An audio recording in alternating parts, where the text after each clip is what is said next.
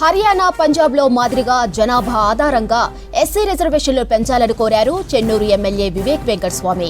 అసెంబ్లీలో ఎస్సీ వర్గీకరణపై చర్చలో ఆయన పాల్గొన్నారు. కులగణన ఆధారంగా బడ్జెట్లో 18% నిధులు ఎస్సీలకు కేటాయించాలన్నారు. దీనికి స్పందించారు సీఎం రేవంత్ రెడ్డి. చెన్నూరు ఎమ్మెల్యే వివేక్ కోరినట్లు దామాషా ప్రకారం ఎస్సీ రిజర్వేషన్లు పెంచుతామని స్పష్టం చేశారు. 59 ఎస్సీ కులాలను 3 గ్రూపులుగా విభజించామని చెప్పారు. డెఫినెట్లీ మీరు 18% రిజర్వేషన్ చేయాలని చెప్పి ముఖ్యమంత్రి గారిని మొన్న కూడా కోరడం జరిగింది. మళ్ళొకసారి మీరు తొందరగా తీసుకొస్తే అది బాగుంటుంది. రేపు బడ్జెట్ పెడుతున్నారు ముఖ్యమంత్రి గారు. ఇంతకుముందు కూడా నేను అప్పీల్ చేయడం జరిగింది. జనాభా ప్రకారంగా మాకు 18% బడ్జెట్లో పెట్టాలని చెప్పి కూడా మేము మీకు కోరుతున్నాము. మా మిత్రులు వివేక్ వెంకటస్వామి గారు రిజర్వేషన్ పర్సంటేజ్ 15 నుంచి 18% పెంచాలి పాపులేషన్ అని అన్నారు.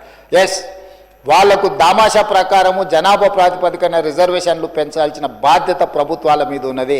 2026 జనాభా లెక్కలు పూర్తి కాగానే ఆ పర్సంటేజ్ ప్రకారం రిజర్వేషన్లు పెంచడమే కాకుండా దామాషా ప్రకారం ఆ రిజర్వేషన్లని ఈ గ్రూప్ 1, గ్రూప్ 2, గ్రూప్ 3కి పంచే బాధ్యతను మన ప్రభుత్వం తీసుకుంటుందని చెప్పి సభ ద్వారా వారికి స్పష్టంగా నేను చెప్పదలుచుకున్నాను అధ్యక్ష.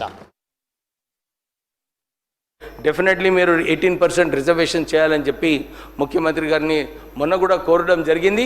మళ్ళొకసారి మీరు తొందరగా తీసుకొస్తే అది బాగుంటుంది. రేపు బడ్జెట్ పెడుతున్నారు ముఖ్యమంత్రి గారు. ఇంతకుముందు కూడా నేను అప్పీల్ చేయడం జరిగింది. జనాభా ప్రకారంగా మాకు 18% బడ్జెట్లో పెట్టాలని చెప్పి కూడా మేము మీకు కోరుతున్నాము. మా మిత్రులు వివేక్ వెంకటస్వామి గారు రిజర్వేషన్ పర్సంటేజ్ 15 నుంచి 18% పెంచాలి పాపులేషన్ అని అన్నారు.